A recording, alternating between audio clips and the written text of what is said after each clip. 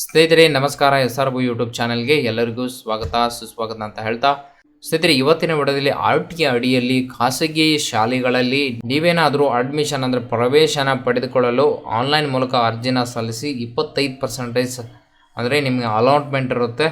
So ಅರ್ಜಿನ ಸಲ್ಲಿಸಿ ನಿಮ್ಮ ಮಕ್ಕಳನ್ನು ಫ್ರೀಯಾಗಿ ಓದಿಸ್ಬೇಕಂತಿದ್ರೆ ಸೊ ಇವತ್ತಿನ ವಿಡಿಯೋ ನಿಮಗೆ ತುಂಬಾ ಅನುಕೂಲವಾಗುತ್ತೆ ಅಂತ ಹೇಳ್ತಾ, ಸ್ನೇಹಿತರೆ RTI ಅಡಿಯಲ್ಲಿ ಯಾವೆಲ್ಲ ಸ್ಕೂಲ್ಗಳು ಇರುತ್ತೆ ಅದರ ಬಗ್ಗೆ ಮಾಹಿತಿನ ನಿಮಗೆ ತಿಳಿಸ್ಕೊಡ್ತೀನಿ. ಸ್ನೇಹಿತರೆ ಅರ್ಜಿನ ಸಲ್ಲಿಸುವುದು ಹೇಗೋದು ನಂತರ ಅದು ಕೂಡ ತಿಳಿಸ್ಕೊಡ್ತೀನಿ. ಸೊ ಇವತ್ತಿನ ವಿಡಿಯೋದಲ್ಲಿ ನಿಮ್ಮ ನೆರೆಹೊರೆಯ ಶಾಲೆಗಳು ಯಾವ್ಯಾವ್ದು ಬರುತ್ತೆ ಸೊ ಅದ್ರ ಬಗ್ಗೆ ನಿಮಗೆ ಮಾಹಿತಿ ಕೊಡ್ತೀನಿ ಅಂತ ಹೇಳ್ತಾ, ಸೊ LKG ಆಗಿರ್ಬೋದು, 1ನೇ ತರಗತಿ ಆಗಿರ್ಬೋದು, ಸೊ ಅದ್ರ ಬಗ್ಗೆ ಸಂಪೂರ್ಣವಾದ ಮಾಹಿತಿನ ತಿಳಿಸ್ತೀನಿ. ಸ್ನೇಹಿತರೆ ಇನ್ನೂ ಕೂಡ ನೀವು SRB ಯೂಟ್ಯೂಬ್ ಚಾನಲ್ನ ಸಬ್ಸ್ಕ್ರೈಬ್ ಮಾಡ್ಕೊಂಡಿರೋದ್ರೆ ಸಬ್ಸ್ಕ್ರೈಬ್ ಮಾಡ್ಕೊಳ್ಳಿ.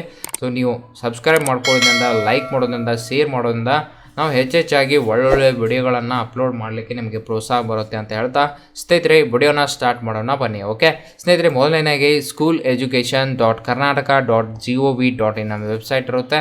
ಸೊ ಈ ಲಿಂಕ್ ಬೇಕಂದರೆ ನಮ್ಮ ವಿಡಿಯೋ ಡಿಸ್ಕ್ರಿಪ್ಷನಲ್ಲಿ ಇರುತ್ತೆ, ಜಸ್ಟ್ ಕ್ಲಿಕ್ ಮಾಡಿದ್ರೆ ಸೊ ಈ ವೆಬ್ಸೈಟ್ಗೆ ಬರ್ಬೋದು. ಓಕೆ, ನಂತರ ಸ್ನೇಹಿತರೆ ಈ ರೀತಿ ಇಂಟರ್ಫೇಸ್ ಓಪನ್ ಆಗುತ್ತೆ. ನಂತರ ನಿಮಗೆ ಯಾವೆಲ್ಲ ಸ್ಕೂಲ್ಗಳು ಇದೆ ಅಂತ ನೀವು ಚೆಕ್ ಮಾಡಲಿಕ್ಕೆ ಸೊ ಈಗಾಗಲೇ ನೋಡಿ ಇಲ್ಲಿ 3ನೇ ಆಪ್ಷನು 2024ನೇ ಸಾಲಿನ RTI ಪ್ರವೇಶ ಪ್ರಕ್ರಿಯೆಗೆ ಅರ್ಜಿ ಸಲ್ಲಿಸಿ ಅಂತ ಇರುತ್ತೆ. ಜಸ್ಟ್ ಅದರ ಮೇಲೆ ಕ್ಲಿಕ್ ಮಾಡಿದ್ರೆ ನೀವು ಅಪ್ಲಿಕೇಶನ್ ಸಲ್ಲಿಸ್ಬೋದು. RTI 2024 ಅಪ್ಲಿಕೇಶನ್ ಸಬ್ಮಿಷನ್ ಪ್ರೊಸೆಸ್ ಅಂತ ಇರುತ್ತೆ. ಸೊ ಆಧಾರ್ ಕಾರ್ಡ್ ಇದ್ದರೆ ಎಸ್ ಅಂತ ಕೊಡಿ. ನಂತರ ಇಲ್ಲಿ ಆಧಾರ್ ನಂಬರ್ ಹಾಕ್ಕೊಳ್ಬೇಕಾಗುತ್ತೆ. ಇಲ್ಲಿ ಚೆಕ್ ಬಾಕ್ಸ್ ಮೇಲೆ ಕ್ಲಿಕ್ ಮಾಡಿಬಿಟ್ಟು OTPನ ಸೆಂಡ್ ಮಾಡಿದ್ರೆ OTP ಬರುತ್ತೆ. OTP ಹಾಕೊಂಡ್ರೆ KYC ಆಗುತ್ತೆ. ನಿಮ್ಮ ಮಗುವಿನ ಡೀಟೇಲ್ಸ್ ಎಲ್ಲವೂ ಕೂಡ ಅಲ್ಲಿ ಬರುತ್ತೆ ಅಂತ. ನಂತರ ಈಗ ಯಾವೆಲ್ಲ ಸ್ಕೂಲ್ಗಳು ಬರುತ್ತೆ ಅದ್ರ ಬಗ್ಗೆ ನಿಮಗೆ ಮಾಹಿತಿ ತಿಳಿಸ್ಕೊಡ್ತೀನಿ. ಓಕೆ, ಸೊ ಇದು ಫೈನಲ್ ಪ್ರೊವಿಷನಲ್ ಲಿಸ್ಟ್ ಇರುತ್ತೆ. ಓಕೆ, ಸೊ ಈಗ ನೀವು ಬೆಳಗಾವಿ ಡಿಸ್ಟಿಕಲ್ಲಿನವರು ಆಗಿದ್ದರೆ ಬೆಳಗಾವಿನ ಸೆಲೆಕ್ಟ್ ಮಾಡ್ಕೊಳ್ಳಿ. ಸೊ ನಿಮ್ಮ ಬ್ಲಾಕ್ ಯಾವುದು ಬರುತ್ತೆ ಅದನ್ನ ಇಲ್ಲಿ ಸೆಲೆಕ್ಟ್ ಮಾಡ್ಕೊಳ್ಬೇಕಾಗುತ್ತೆ. ಇಲ್ಲವಾಗಿದ್ದರೆ ಚಿಕ್ಕೋಡಿ ಆಗಿದ್ದರೆ ಚಿಕ್ಕೋಡಿನ ಸೆಲೆಕ್ಟ್ ಮಾಡ್ಕೊಳ್ಳಿ. ಸೊ ಇಲ್ಲಿ ಚಿಕ್ಕೋಡಿಯಲ್ಲಿ ಬರುವಂಥ ಬ್ಲಾಕ್ಗಳು ಇವೆಲ್ಲವೂ ತೋರಿಸುತ್ತೆ.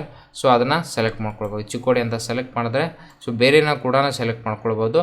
ಸೊ ನೀವು ಗೋಕಾಕ್ ಅಂತ ಸೆಲೆಕ್ಟ್ ಮಾಡಿದ್ರೆ ಇಲ್ಲಿ ರೆವೆನ್ಯೂ ವಿಲೇಜ್ ಅಂತ ಬರುತ್ತೆ, ಅರ್ಬನ್ ಲೋಕಲ್ ಬಾಡೀಸ್ ಅಂತ ಬರುತ್ತೆ. ಸೊ ಮೇಲ್ಗಡೆ ಇದು ಏನಾಗುತ್ತೆ, ರೂರಲ್ ಕ್ಯಾಟಗರಿ ಅಂದರೆ ರೂರಲ್ ಸ್ಥಳಗಳು ಬರುತ್ತೆ, ಅಂದರೆ ಗ್ರಾಮೀಣ ಪ್ರದೇಶಗಳು ಇದರಲ್ಲಿ ಬರುತ್ತೆ. ಓಕೆ, ಸೊ ರೆವೆನ್ಯೂ ವಿಲೇಜಸ್ ಅಂತ. ನೀವು ಅರ್ಬನ್ ಅಂತ ಸೆಲೆಕ್ಟ್ ಮಾಡಿದ್ರೆ ಪಟ್ಟಣ ಪ್ರದೇಶದಲ್ಲಿರುವಂಥ ಏನಾಗುತ್ತೆ ಸ್ಕೂಲ್ ಇಲ್ಲಿ ತೋರಿಸುತ್ತೆ. ಗೋಕಾಕ್ ULB ಅಂತ ಮತ್ತು ಕೊನ್ನೂರು ಇವು ಎರಡೇ ತೋರಿಸ್ತಿರೋದು. ಸೊ ಇಲ್ಲಿ ಗೋಕಾಕ್ ULB ಅಂತ ಸೆಲೆಕ್ಟ್ ಮಾಡಿಕೊಂಡ್ರೆ 25% ಸೀಟ್ ಇರುತ್ತೆ. ಸೊ ಇಲ್ಲಿ ನೋಡ್ಬೋದು, ಇಲ್ಲಿ ರೀಮಾರ್ಕಲ್ಲಿ ಯಾವ್ದು ತೋರಿಸ್ತದೆ ಎಲಿಜಿಬಲ್ ಇದೆ ಅದು ಮಾತ್ರ ನೀವು ಅರ್ಜಿನ ಸಲ್ಲಿಸ್ಬೋದು. ಸೊ ಇಲ್ಲಿ ಎಲಿಜಿಬಲ್ RTI 2024 ಅಂತ ತೋರಿಸ್ತದೆ. Okay, so class 1 Kannada medium ಇರುತ್ತೆ. ಇಲ್ಲಿ NSF ವಾಲ್ಮೀಕಿ ನಗರ್ ಗೋಕಾಕ್ ಅಂತ ಕೊಟ್ಟಿದ್ದಾರೆ. ಸೊ ಇದೇ ರೀತಿ ಇಲ್ಲಿ 1, 2 ನೋಡಿ 22 ಕೊಟ್ಟಿದ್ದಾರೆ, 23 ಸೀರಿಯಲ್ ನಂಬರು. ಅದೇ ರೀತಿ ಅಲ್ಲಿಂದ ಹಿಡ್ಕೊಂಡು 26ನೇ ಕ್ರಮಾಂಕ ತನಕ ಏನಾಗಿದೆ ಕನ್ನಡ ಮೀಡಿಯಂ ಫಸ್ಟ್ ಸ್ಟ್ಯಾಂಡರ್ಡ್ ಅಂದರೆ 1ನೇ ತರಗತಿ ಪ್ರವೇಶಕ್ಕೆ ಸೊ ಇಲ್ಲಿ ಎಲಿಜಿಬಲ್ ಇದ್ದಾರೆ. ಅದರ ಜೊತೆಗೆ ಮೈನಾರಿಟಿ ಅಲ್ಪಸಂಖ್ಯಾತರ ಜಾತಿಗೆ ಸೇರಿರುವಂಥ ಅಭ್ಯರ್ಥಿಗಳು ಅವರು ಕೂಡ 1ನೇ ತರಗತಿಗೆ ಇಲ್ಲಿ ಉರ್ದು ಒಂದಿದೆ ಮತ್ತು ಒಂದು ಕನ್ನಡ ಇದೆ. ಓಕೆ, ಸೊ ಈ ರೀತಿ ಎಲಿಜಿಬಲ್ ಯಾವುದು ಬರುತ್ತೆ ಅದಕ್ಕೆ ನೀವು ಅರ್ಜಿ ಸಲ್ಲಿಸಿ ಇದರ ಲಾಭವನ್ನು ಪಡೆದುಕೊಳ್ಳಬಹುದು. ಅದೇ ರೀತಿ ರೆವೆನ್ಯೂ ವಿಲೇಜ್ ಅಂತ ಸೆಲೆಕ್ಟ್ ಮಾಡಿಕೊಂಡ್ರೆ ಅದರಲ್ಲಿ ಯಾವ್ಯಾವುದು ಹಳ್ಳಿಗಳು ಬರುತ್ತೆ ಇಲ್ಲಿ ಕೊಟ್ಟಿದ್ದಾರೆ. ಸೊ ಬೇರೆ ಬೇರೆ ಹಳ್ಳಿಗಳು ಇರುತ್ತೆ, ನೀವು ಸೆಲೆಕ್ಟ್ ಮಾಡ್ಕೊಳ್ಳೋದು. ಬೂದಿಯಾಳ ಅಂತ ನೀವೇನಾದರೂ ಸೆಲೆಕ್ಟ್ ಮಾಡಿಕೊಂಡ್ರೆ ಬೂದಿಯಾಳಲ್ಲಿ ಎಲಿಜಿಬಲ್ ಇಲ್ಲ. ಓಕೆ, ನಂತರ ಬೇರೆ ತಿಳಿದುಕೊಳ್ಳಿ. ನೋಡಿ ಇಲ್ಲಿ ಯಾವುದಿದೆ, ಇದು ಅಂಕಲಿಗೆ ಅಂತ ಇದೆ. Okay, so Ankalige Kannada medium first standard ಅಂತ ಇರುತ್ತೆ. ವಿದ್ಯಾರಣ್ಯ ಕನ್ನಡ ಮೀಡಿಯಂ HPS ಅಂಕಲಿಗೆ ಅಂತ ಕೊಟ್ಟಿದೆ. ಸೊ ಎಲಿಜಿಬಿಲಿಟಿ ಇದೆ 2024ಗೆ. ಸೊ ನೀವು ಇಲ್ಲಿ ಅರ್ಜಿ ಸಲ್ಲಿಸಿ 25% ಏನಾಗಿರುತ್ತೆ ನೀವು ಎಲಿಜಿಬಲ್ ಇರ್ತೀರ. ಓಕೆ, ಸೊ ಅದು ಕೂಡ ಕೊಟ್ಟಿದ್ದಾರೆ ನೋಡಿ, ಗೋಕಾಕ್ ಅಂತ ಸೆಲೆಕ್ಟ್ ಮಾಡಿಕೊಡ್ತೀರ.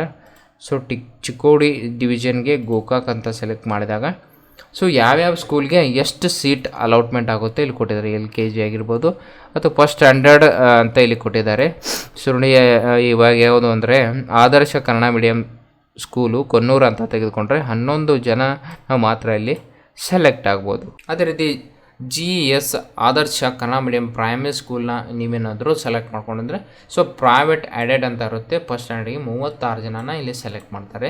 ನೆರೆಹೊರೆಯಲ್ಲಿರುವಂಥ ಸ್ಕೂಲ್ಗಳ ಮಾಹಿತಿ ನಿಮಗೆ ತಿಳಿಸ್ಕೊಟ್ಟಿದ್ದೀನಿ. ಯಾವ ಸ್ಕೂಲ್ ಎಲಿಜಿಬಲ್ ಇರುತ್ತೆ ಅದರ ಬಗ್ಗೆ ಮಾಹಿತಿನ ತಿಳ್ಕೊಂಡು ನೀವು ನಂತರ ಆನ್ಲೈನ್ ಮೂಲಕ ಅರ್ಜಿನ ಸಲ್ಲಿಸಬಹುದು. ಸ್ನೇಹಿತರೆ ಇವತ್ತಿನ ವಿಡಿಯೋದಲ್ಲಿ RTI ಅಡಿಯಲ್ಲಿ ಬರುವಂಥ ಯಾವೆಲ್ಲ ಸ್ಕೂಲ್ಗಳು ನೀವು ಹಾಕ್ಬೇಕಂತಿದ್ದಾರೆ. ಈಗ ನೋಡಿ ನೀವು ಇಲ್ಲ government of Kannada higher primary school boys Ankaling ಅಂತ ಇರುತ್ತೆ. ಸೊ ನಿಮ್ಗೆ ಗೊತ್ತಿರುವಂಥ ಸ್ಕೂಲ್ಗಳು ನಿಮಗೆ ಗೊತ್ತಿರುತ್ತೆ, ಅದು ಎಲಿಜಿಬಲ್ ಇದೆ ಅಥವಾ ಇಲ್ಲ ಅಂತ ನಿಮಗೆ ಯಾವ ರೀತಿ ಗೊತ್ತಾಗಬೇಕಂದ್ರೆ ಇದ್ರ ಮುಖಾಂತರವೇ ನಿಮಗೆ ಗೊತ್ತಾಗುತ್ತೆ. ಓಕೆ, ಸೊ ಇದರ ಲಿಂಕ್ ಕೂಡ ನಾನು ಡಿಸ್ಕ್ರಿಪ್ಷನಲ್ಲಿ ಕೊಟ್ಟಿರ್ತೀನಿ. ಆ ಲಿಂಕ್ ಮುಖಾಂತರ ಡೈರೆಕ್ಟಾಗಿ ಇಲ್ಲೇ ಬರ್ಬೋದು.